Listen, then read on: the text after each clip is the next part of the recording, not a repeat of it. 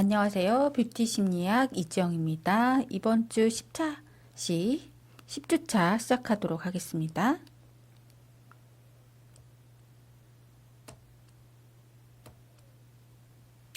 지난 시간에 그린과 오렌지 컬러와 아트에 대해서 알아봤었는데요. 지난 시간 잠깐 정리해보면 그린은 균형과 정지된 상태의 지향, 진정시키는 힘을 가지고 있고요. 그린은 노랑의 해결, 파랑의 통찰적인 힘을 합해 놓은 듯한 그런 힘이고요. 안정시켜주는 능력과 균형의 회복, 인신철호의 안정감을 제공합니다. 오렌지는 자유로운 삶의 에너지, 긍정적 빛남과 부정적인 억제, 따뜻함, 자유로움과 개방적인 힘을 나타낼 수 있는 컬러들이고요. 오렌지는 신경쇠약이나 우울증, 슬픔, 사별, 상실감에 효과적이며 심한 분노, 이혼, 과거의 트라우마 또는 사고, 의기시침과 우울증에 대해 도움을 줄 수 있고 낮은 자긍심을 북돋아주고 즐거움과 웃음을 조장하는 힘을 가지고 있는 좋은 컬러라고 볼 수 있겠습니다. 이번 차시는 10주차 1차시 퍼플과 핑크에 대해서 알아보도록 할게요. 핑크. 네.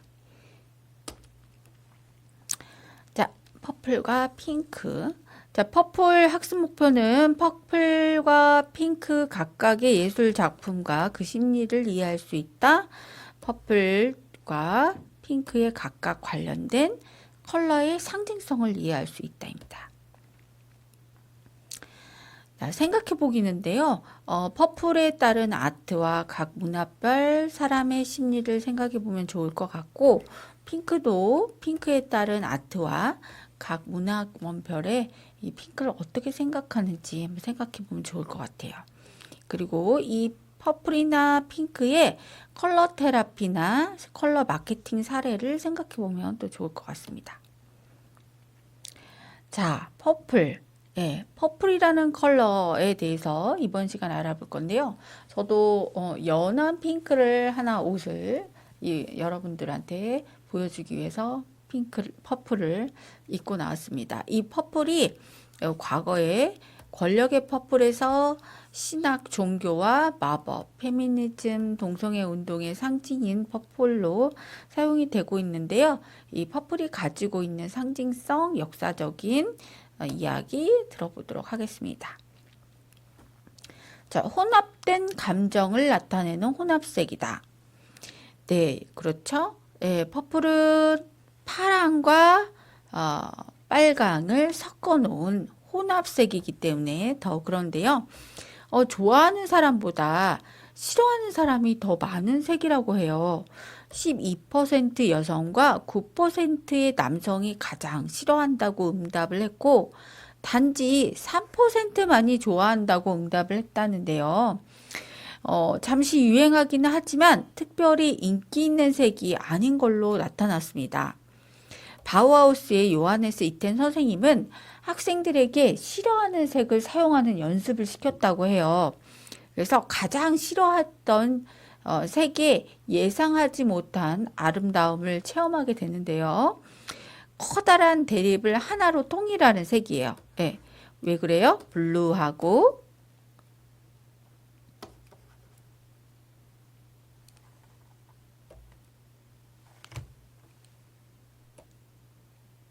블루와 레드를 섞어 놓으면 퍼플이 되기 때문이죠. 그렇죠? 자, 여성과 남성을 상징하는 색의 혼합이다. 예, 블루는 역사적으로 여성을 상징한다고 그랬고, 레드는 남성을 상징한다고 그랬어요. 그리고 감각적인 것과 정신적인 거의 혼합이다. 자, 퍼플은 고대 지배자의 색, 권력의 색이다 라고 말할 수 있는데요. 왜 그런지 한번 차차 확인해 보도록 하겠습니다. 자, 퍼플이라고도 하고 바이올렛이라고도 하고 라일락이라고도 하는데요. 이렇게 이름이 다 다르죠. 왜 그렇게 보라라는 이름은 퍼플, 바이올렛, 라일락 이름이 왜 이렇게 다 다를까요? 영어와 불어의 바이올렛은 보라를 나타내는 동시에 꽃의 이름이었어요. 라일락도 연보라를 나타내는 색인 동시에 꽃 이름이었고, 요드도 바이올렛에서 나온 이름입니다. 요드의 어린 요원은 그대 그리스어로 바이올렛을 뜻하기도 했고요. 요드의 요드를 가열하면 바이올렛과 같은 보라색 증기가 발생한다고 합니다. 이 바이올렛과 폭력의 언어적 접근성이 있는데요.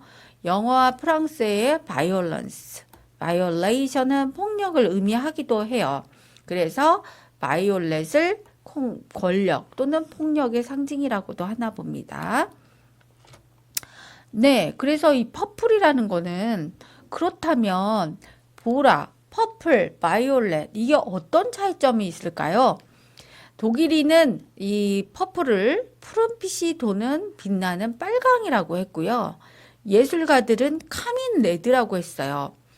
미국인과 영국인들은 자수정의 보라라고 했고요. 여기 약간 푸른빛의 보라. 과연 누구의 말이 맞는 걸까요? 과거 고대 퍼플은 달팽이나 소라와 같은 그런 동물들을 썩혀서 만든 염료에서 나왔다고 해요. 아주 많은 양을 쓰고도 한 스푼이나 1g 밖에 되지 않기 때문에 아주 비싼 염료였는데요. 1g에 약 200만 원, 우리나라 돈으로 200만 원. 1g 가지고 손수건이나 염색했겠어요? 그렇게 귀한 염료였습니다. 영국의 엘리자베스 2세가 썼던 이 퍼플 색깔로 된 모자를 왕관이죠. 모자가 아니고 왕관의 색깔을 보고 계시는데요. 이런 색을 만들기 위해서 도대체 얼마나 많은 양의 퍼플을 사용했을까요? 네, 구약에서도 퍼플은 가장 비싼 염료라고 쓰여 있어요. 고대에는 하나님의 영광을 나타내는 색이 곧 지배자의 색이었기 때문에 고대 클레오파트라 여왕 시절 율리우스 시저는 신분에 맞지 않은 퍼플 염색 옷을 사형으로 금했어요. 1453년 콘스탄티노플은 터키에 점령당하면서 황제 지경의 퍼플 염색 공장은 드디어 파괴가 됩니다. 염색공들은 모두 죽음을 당했고요. 동로마 제국이 몰락하면서 퍼플 염색도 종말을 맞이하게 됩니다. 너무 사치스럽고 너무 비쌌기 때문에 그런 것 같아요. 그 뒤에 케르메스라고 하는 빨간색 염료가 가장 비싼 색으로 부상을 해서 퍼플은 붉은기를 띠게 됐습니다. 그래서 카민 레드라고 했나 봐요, 화가들이. 그렇다면 이 퍼플과 vs 바이올렛의 유래와 구분하는 방법은 도대체 어떤 것일까요? 퍼플과 바이올렛은 같은 색일까요? 다른 색일까요? 한번 재밌는 영상을 보시고 알아보시면 좋을 것 같습니다. 시청하실까요? 우리는 영어인 퍼플과 바이올렛을 모두 보라색이라고 해석합니다. 그런데 정확히 퍼플과 바이올렛은 어떻게 다른 걸까요?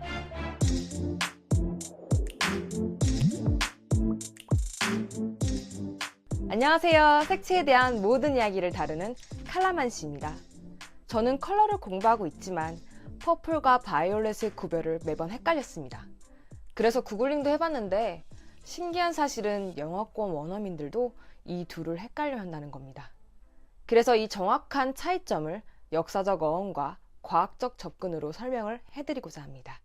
결론부터 말하자면 퍼플은 좀 더 붉은 계열에 가까운 보라색이고 바이올렛은 좀 더 푸른 계열에 가까운 보라색을 일컫습니다. 둘을 비교해보면 확실히 차이가 보이시죠? 이 둘을 명확하게 하기 위해서는 먼저 그 어원에 대해 알아볼 필요가 있습니다. 우리가 보라색 하면 가장 많이 떠올리는 퍼플이라는 단어는 고대 그리스어 포르프라, 라틴어 푸르푸라를 거쳐 현재 퍼플이라는 단어가 완성되었습니다. 이 포르푸라는 기원전 1500년 정도에 고대 페니키아인들의 역사에서 보라색 직물을 염색할 때 썼던 뿔고동의 분비물색이었다고 합니다. 지금은 그 도시의 이름을 딴 티리엄 퍼플이라고 불리죠. 고대에는 이 보라색 한 스푼을 생산하려면 25만 마리의 뿔고동을 죽였어야 했다고 합니다. 참고로 근대인 1850년대 전까지도 보라색을 생산하는 기술이 발달하지 않아 왕족들이나 귀족들만 사용하는 굉장히 귀한 색이었죠.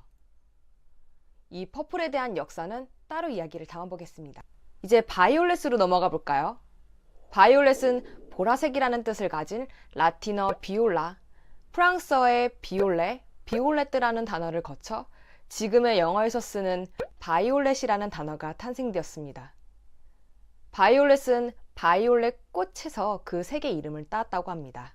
이 꽃 이름이 어떻게 바이올렛이 되었냐에 관해서는 고대 그리스 로마 신화에 여러 가지 설이 있는데요. 그 중에 한 이야기를 간단히 말씀드리자면 제우스가 이오라는 아름다운 여성과 사랑에 빠지게 되는데 이러한 사실이 아내인 헤라에게 발각되자 제우스는 이오를 보호하기 위해 암송아지로 변하게 합니다. 이오는 헤라의 의심을 사며 갖은 곤혹을 당하게 되는데요. 이를 안타깝게 여긴 제우스는 송아지가 된 이오를 위해 아름답고 향기로운 꽃들을 피우게 하는데 바로 이 꽃이 이오의 이름을 따서 바이올렛이 되었다라는 설입니다. 참고로 보라색은 그리스어로 이오즈라고 하는데요. 우리가 아는 화학 성분인 요오드의 어원이라고 합니다.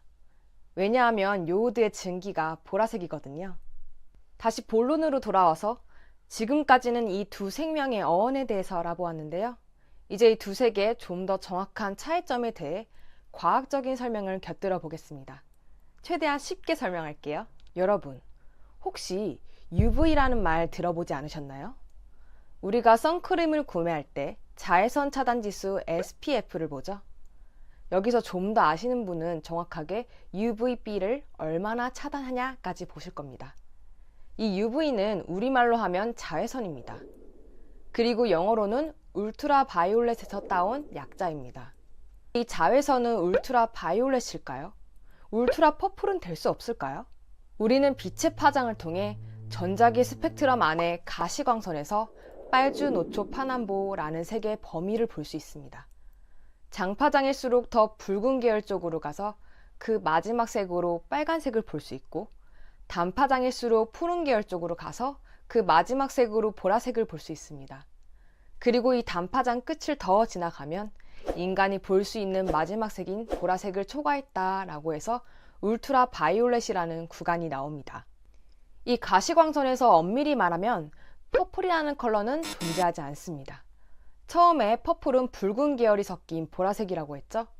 가시광선으로 보면 붉은색은 장파장 쪽에 있는데 가시광선의 스펙트럼은 에너지 파장의 순서이기 때문에 장파장의 색은 단파장의 색과 공존하지 않습니다. 그래서 붉은 계열의 퍼플이라는 단어 대신 푸른 계열의 바이올렛이라는 단어를 사용하는 거죠. 대신 우리 시각은 빨간색, 초록색, 파란색의 범위를 감지하는 세 가지 유형의 원추세포로 색을 봅니다.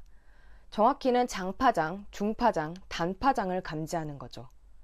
이 원추세포는 각각 하나의 파장만을 감지하는 것이 아니라 여러 가지 혼합된 파장들도 감지합니다.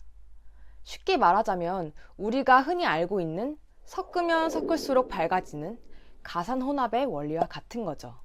그래서 우리의 시각세포는 퍼플이라는 색을 볼 때 빨간색을 감지하는 세포와 파란색을 감지하는 세포가 함께 활성화된다고 합니다. 따라서 우리가 보는 붉은 느낌이 나는 보라색이 되는 거죠. 결론을 다시 내보자면 가시광선은 인간이 볼 수 있는 색의 범위를 빛의 파장에 따라 순서대로 나타낸 것이기 때문에 가시광선의 범위에서는 바이올렛만 존재하지만 인간의 시각세포는 그 빛의 파장들을 혼합해서 볼 수 있기 때문에 바이올렛뿐만 아니라 퍼플이라는 색까지 모두 볼 수 있는 겁니다. 이제 퍼플과 바이올렛의 차이에 대해 정확하게 알아가셨나요? 보라색에 관한 이야기가 더 다양한데요. 다른 컨텐츠를 통해 보라색과 관련된 역사, 문화에 대해 설명하는 기회를 차차 가져보겠습니다. 다음에도 재밌고 흥미로운 색채 이야기로 찾아뵙겠습니다. 시청해주셔서 감사합니다. 네, 재밌게 보셨나요? 그렇게 퍼플과 바이올렛은 정말 다른 색이었다는 걸 여러분들이 이제 학습하시게 됐죠. 자, 이 퍼플은 보라는 신학의 색이기도 했어요. 경건함을 나타내는 색도 해서 흰색은 신의 색으로 나타날 수 있는데 검정은 정치의 색이고 보라는 신학의 색. 가톨릭 교회는 보라색 제복을 가진 유일한 공공기관이었어요. 진짜 달팽이 퍼플이었던 시대의 보라는 추기경들의 서열을 나타내는 색이기도 했고 예전에는 왕보다도 권력이 더 강하고 돈이 많았던 추기경들이 있었어요. 이 콘스탄티노플의 퍼플 염색 공장은 문은 닫은 지 얼마 안 돼서 1464년에 교황 바오로 2세는 추기경들의 의복 염색에 퍼플 대신 케르메스를 사용하라고 명령하게 돼요. 그래서 파란빛이 도는 빨강이 된 거예요. 빨강이. 그래서 추기경 밑에 있는 주교들의 의복은 케르메스보다 좀 더 저렴한 인디고를 섞어서 염색한 보라색이 되었대요. 색의 서열은 색의 가격에 따라서 정해졌고요. 개신교에서는 오늘날까지도 이런 그 역사적인 전통을 살려서 보라색이 교회의 색이라고 합니다. 자, 보라는 참여하는 색, 깨어있는 색으로 상징이 되기도 하는데요. 이 보라색이 가톨릭 교회의 전례에 쓰이면 참회를 뜻한다고 해요. 보라는 금식 기간의 색이기도 하고 기독교의 상징 체계에서 보라는 겸손의 색, 그리고 바이올렛도 겸손을 상징하는 꽃이라고 해요. 보라색 보석인 자수정도 같은 효과를 가지고 있다고 믿었습니다. 추기경은 교황으로부터 자수정 반지를 받았는데 이 추기경의 자수정 반지는 겸손을 뜻하기도 한다고 합니다. 자, 우리 보라는요, 또한 가장 개인적이면서 자유분방한 색이기도 해요. 이 보라는 가장 개인적이면서 보라와 은색, 금색은 관습을 벗어난 우아미를 볼 수가 있어요. 자, 엘리자베스 테일러는 자신의 보랏빛 눈에 어울리는 보라색을 가장 좋아했다고 해요. 엘리자베스 테일러가 이렇게 이지적인 사람이었다는 것을 보라를 연구하면서 다시금 느끼게 되는데요. 공화당 정치가인 존 워너하고 결혼을 한 뒤에 선거에 전까지만 해도 보라를 입지 않고 그랬는데 선거에 승리하자마자 보라색 바지 정장 차림으로 축하에 등장을 해서 주목을 받았다고 해요. 그래서 이 영화의 향수, 영화가 아니고 이 향수로도 바이올렛 아이즈라고 하는 이 향수를 엘리자베스 테일러가 광고 모델로 하면서 바이올렛을 대표하는 모델로 바이올렛 눈을 가진 신비스러운 분위기의 영화 배우인 엘리자베스 테일러가 이 향수 모델도 했다고 합니다. 자, 이 보라는 달콤한 죄의 궁전으로도 표현이 되는데요. 왜 심리적인 작용이 어떻게 되는지 한번 살펴보겠습니다. 자, 피스터의 색 피라미드 검사에 따르면 보라는 내성적인 자극을 장려하고 창의적 혹은 어려움을 주는 불안정을 표현한다고 해요. 보라색이 단순히 방해색으로 표현될 수도 있는데 하이스와 힐트만은 색 피라미드를 다룬 책의 재판에서 보라는 자극의 목과 억제의 목을 동시에 대변하는 두 얼굴을 가진 혼합색이다 라고 강조를 했고요. 불의 열기, 레드죠. 레드와 얼음의 차가움인 블루가 섞여서 있는 형태라고 볼 수가 있겠어요. 양극단은 보라 안에 그대로 머물러서 특별하고 매혹적인 분위기를 풍기게 하고요. 정신병동에 있는 환자들은 보라를 선호한다고 하네요. 다른 사람들은 이 색을 억누르는 색으로 여기기도 했고요. 보라색은 그 색이 지닌 억누르는 효과 때문에 하이스와 힐트만에 의해서 부정적으로 평가되기도 했습니다. 자, 또 슈페파네스쿠 고안가에 의하면 보라의 영향은 주로 우울하게 하는, 기분이 저조한, 매우 슬픈 우울한 동경을 표시하는 그런 약간 가라앉고 침착스러운 그런 색으로 표현이 됐는데요. 하이멘달은 보라가 긴장, 의욕, 상실, 불안, 초조, 성가심, 포기 또는 우울함을 표현한다고 해요. 거꾸로 그에 해당하는 기분을 불러일으킬 수 있는데 프릴린과 아우어는 그들의 연구에서 빨강과 보라의 영향을 매혹하는 분열적인, 쇠약해진 또는 파랑과 보라의 영향을 신비로운, 초조한, 성가시는 것으로 말했다고 합니다.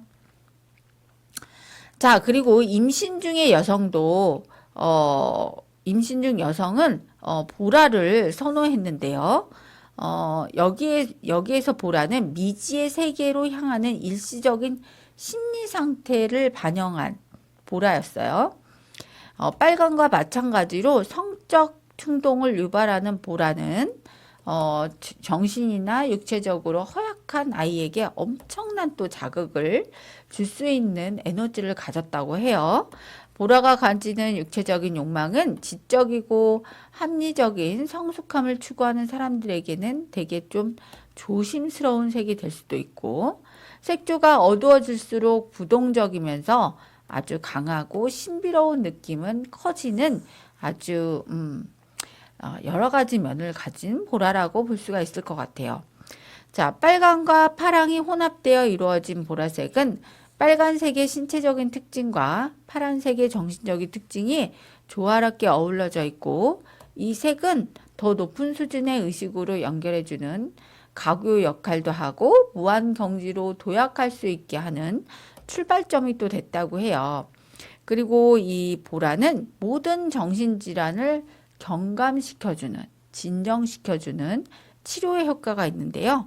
제비꽃색은 당신의 성격 중 아이 같은 면을 알아보는 데 유용하다라고 되어 있고, 라벤더색은 영적인 능력을 깊이 파고들기를 바라는 데 유용하다.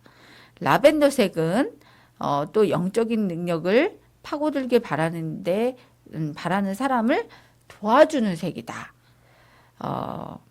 그리고 과도 이상의 감정을 치료하는 데 유용하다라고 되어 있습니다.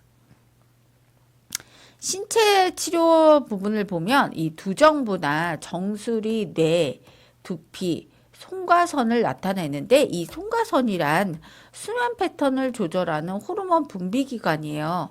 그래서 우리의 불면증이라든지 뭔가 잠으로 문제가 있는 사람들은 이 보라색이 많이 도움이 됩니다. 그래서 식욕 조절도 해주고요. 비만 해독 효과도 해주는 그런 보라색이에요. 그래서 이 보라는 송과선을 활발하게 해주고 영적 자각을 증가시키는 데 도움이 될 수가 있고요. 모든 긴장에 심장을 포함해서 모든 근육의 긴장을 완화시키기 때문에 신계 항진에도 유용하게 작용이 됩니다. 이 보라색은 장염, 면역체계 관련 질환, 신경증적 질환, 극심한 두통 이런 거에도 도움이 많이 되고, 우리 보라색은 두피 관련 질환, 대상포진, 뇌진탕, 모든 뇌질환 등 머리와 관련된 질환에도 매우 효과적이라고 해요. 그리고 신장을 활성화시키는데 진정시키고 유용할 뿐만 아니라 예민한 신경통, 생리통, 예민함을 완화시켜주고 또 출혈도 감소시켜주는데 굉장히 좋다고 합니다. 이 제비꽃색은 아직 태어나지도 않은 아기와 긴밀하게 연결이 되어 있어서 불임을 치료하는 데 유용하기도 하고요. 또 신경통과 신경계층의 염증에도 도움을 주고 안질환을 치료하는 데도 사용이 된다고 해요. 라일락은 면역 체계에 대한 치유력이 높고, 라벤더는 회복기와 관련된 색상이고, 뇌 통증 중심부에 작동을 해서 약물 중독에도 또 도움이 된다고 하네요. 그리고 신체, 체계 내부에 있는 마취제를 제거하는데도 보라가 이런 역할도 한다고 합니다. 네, 여기까지 보라에 대해 학습해 봤는데요. 다음은 핑크에 대해서 알아보기로 해요. 핑크. 예쁜 핑크색이죠? 수국에 있는 핑크색. 자, 핑크에 대한 흥미로운 얘기 한번 알아볼게요. 여러분들은 핑크에 대해서 얼마나 알고 계실까요? 이 핑크는 페랭이 꽃과에 속하는 핑크 플라워스 꽃에서 이름을 따왔다고 해요. 그래서 이름 페랭이 꽃, 카네이션 등의 꽃잎 끝부분에 톱니 모양에서 유래를 하는데 동사로 구멍을 낸다라는 뜻이에요. 쉽게 떠오르지 않으면 핑킹가이를 생각해 보면 좋을 것 같아요. 핑킹가이가 어때? 지그재그로 이렇게 잘라주고 구멍을 내주죠. 그래서 지그재기 무늬를 만드는데 쓰이는 바로 그거. 네. 핑크색이 핑크라는 이름을 얻기까지는 핑크색을 뜻하는 말은 장미를 뜻하는 로즈나 로사였고, 그렇군요. 그리고 17세기 무렵에는 핑크로 불리기 시작해서 지금까지 핑크라고 됐다고 해요. 자, 핑크가 남자의 색이라고요? 네, 왜냐하면 레드에서 핑크가 왔기 때문이에요. 19세기까지 붉은색과 핑크색은 강함과 권위를 상징하는 남자들의 색이었어요. 작은 남자인 소년이 핑크 리본을 주로 맸고 여자들은 푸른색을 입었다고 해요. 그러면서 화학염료가 개발되고 흰색, 일색이었던 의복에도 대변화가 일어났죠. 그래서 패션 디자이너들은 핑크색을 적극적으로 도입하기 시작했어요. 그 대표적인 디자이너가 엘자 스키아파렐리죠. 1930년대에 우울했던 분위기를 이 쇼핑 핑크라고 하는 환타지한 색상으로 엘자 스키아파렐리 덕분에 많은 사람들이 극복할 수 있는 색이 됐어요. 쇼킹 향수도 유행시켰는데요.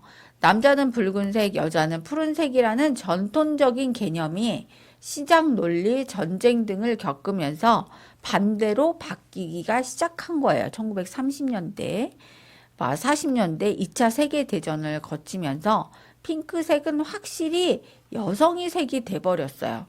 그리고 1954년 드와이트 D 아이젠하워 대통령 취임식에서 퍼스트 레이디가 핑크색 드레스를 입었죠.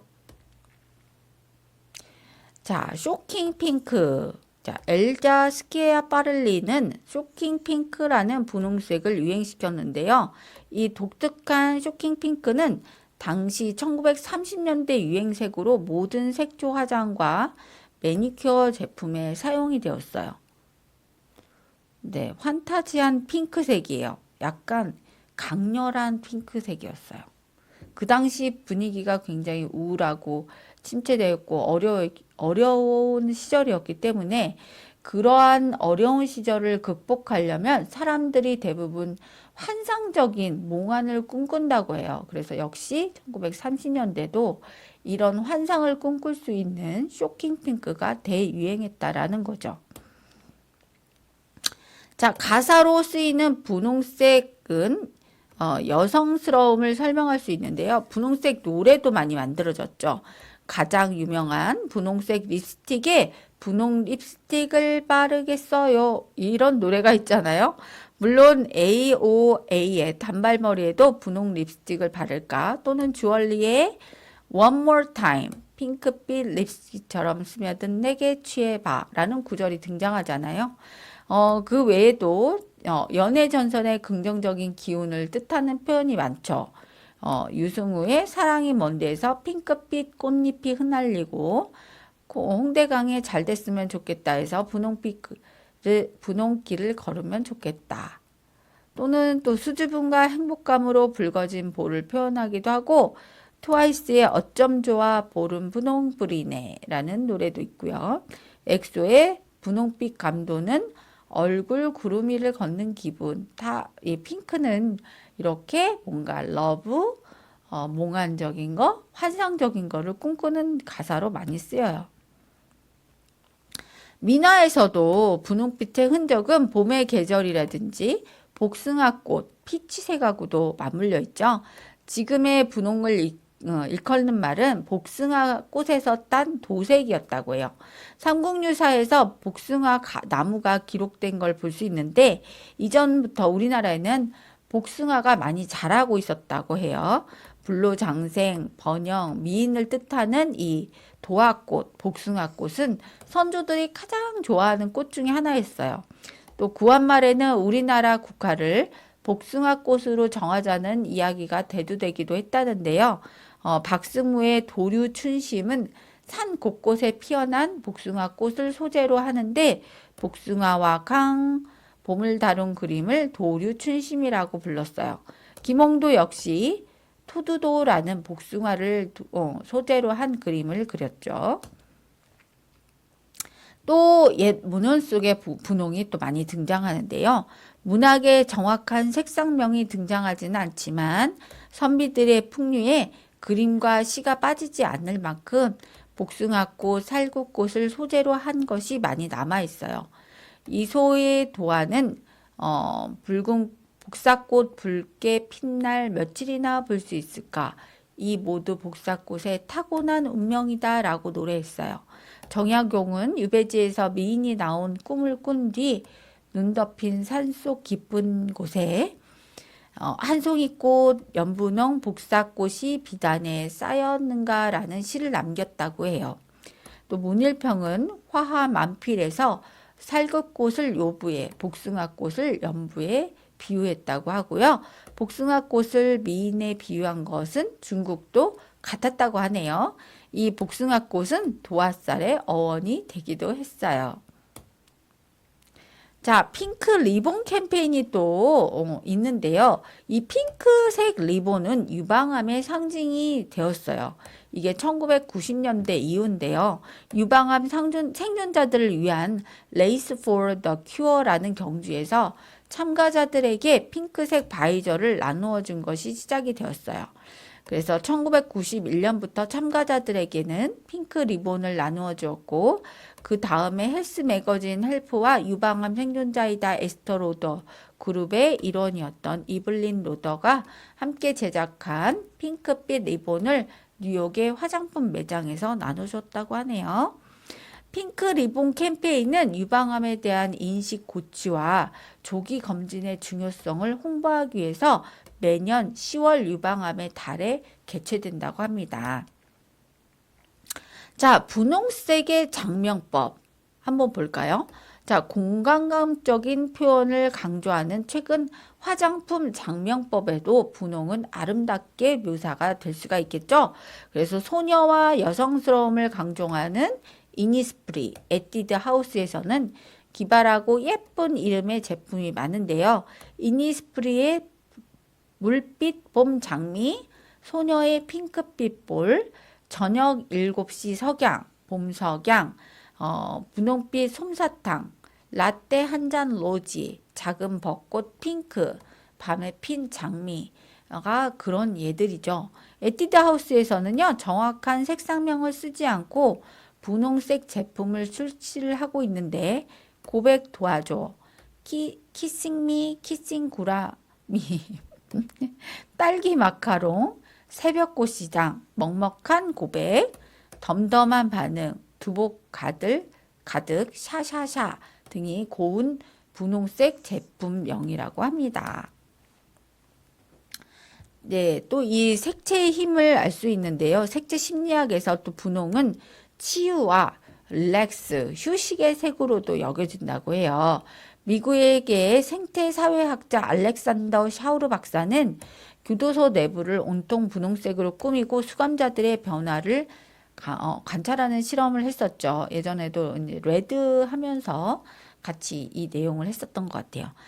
결과 수감자들의 폭력 행사가 크게 줄어들고 성격도 침착해졌다고 해요. 샤우스 박사에 의하면 분홍색 환경에 있는 사람은 공격적으로 행동하거나 화를 내기 힘들어진다고 합니다. 그래서 이 분홍색은 에너지를 서서히 약화시켜서 진정작용을 유도하는 효과가 있다는 거예요. 자, 마지막으로 평가학인데요. 자, 역사적으로 고대부터 가장 값비싼 염료의 색은 다음 중 어떤 것일까요? 1번 레드, 2번 옐로우, 3번 그린, 4번 퍼플. 답은 딩동댕동 무엇일까요? 네, 역시 퍼플이었습니다. 레드보다도 귀했던 퍼플. 네, 1g을 얻기에도 이 하나, 우리나라 돈으로 200만 원을 써야 했던 퍼플이었어요. 자, 핑크 컬러의 치유 효과는 다음 중 어떤 것일까요? 불면증, 비만과 식욕 조절 효과, 혈액순환 촉진, 편안함과 안정. 다음 중 어떤 것이었죠? 핑크는 마음을 안정시켜주고 혈액순환을 촉진해서 상처를 빨리 치유해주기 때문에 네, 어떤 것이에요? 혈액순환 촉진이겠죠? 네, 답은 3번이었습니다. 자, 학습 정리를 한번 해볼게요. 자, 퍼플은 역사적으로 가장 귀한 염료였고 값비싼 염료였어요. 그래서 왕과 귀족, 성직자 외에는 사용이 어려웠고요. 권력과 신학에 새기기도 하고 또 참회와 허영과 신비에 새기기도 했어요. 또 치료에는 비만, 불면증, 해독 효과, 세포 정화 효과, 재생 등의 효과가 있었고요. 자, 핑크는 장미를 상징하는 로지에서 유래됐으나 핑크라는 이름은 핑킹가이에서 네, 고착이 됐죠. 화장품 브랜드에서 가장 많이 사용하고 있는 컬러 이름이기도 하고 유방암을 상징하기도 하고 치유 효과에 있어서는 마음을 안정시키고 혈액순환을 촉진하는 등 또는 충혈된 부위에 완화 효과가 있는 그런 효과가 있는 색으로 정리를 하겠습니다. 자, 10주 2차 시에서는요, 골드와 실버의 뷰티 심리와 상징성에 대해서 알아보도록 하겠습니다. 여러분들 고생하셨습니다. 감사합니다.